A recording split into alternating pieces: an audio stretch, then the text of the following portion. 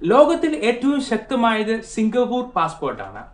രണ്ടാമത് ജപ്പാന്റെ പാസ്പോർട്ട്, മൂന്നാമത് സൗത്ത് കൊറിയയുടെ പാസ്പോർട്ട്, നാലാമത് ഡെൻമാർക്കിന്റെ പാസ്പോർട്ട്, അഞ്ചാമത് ഫിൻലാൻഡ് പാസ്പോർട്ട്, ആറാമത് ഫ്രാൻസിന്റെ പാസ്പോർട്ട്, ഏഴാമത് ജർമ്മനി പാസ്പോർട്ട്, എട്ടാമത് അയർലൻഡിന്റെ passport, 9 Italy, 10 Spain, 11 Austria, 12 Belgium, 13 Luxembourg, 14 Netherlands, 15 Norway, 16 Portugal, 17 Sweden, 18 Greece, 19 New Zealand, 20 Switzerland, 21 Australia, 22 UK, 23 Canada, 24 ചെക്ക് Republic, 25 Hungary, 26 Malta, 27 Poland, 28 Estonia, 29 UAE, 30 Croatia, 31 Latvia, 32 Slovakia,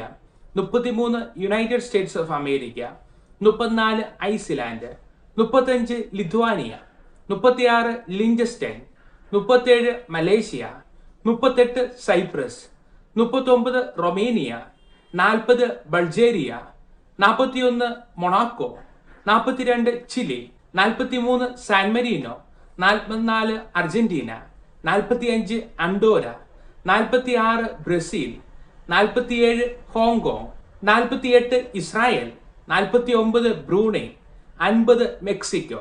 ഇനി ഇന്ത്യൻ പാസ്പോർട്ടിന്റെ സ്ഥാനം അങ്ങ് ദൂരെയാണ്, 148 സ്ഥാനത്ത്. റാങ്ക് അടിസ്ഥാനത്തിൽ ഇന്ത്യൻ പാസ്പോർട്ടിന് 85.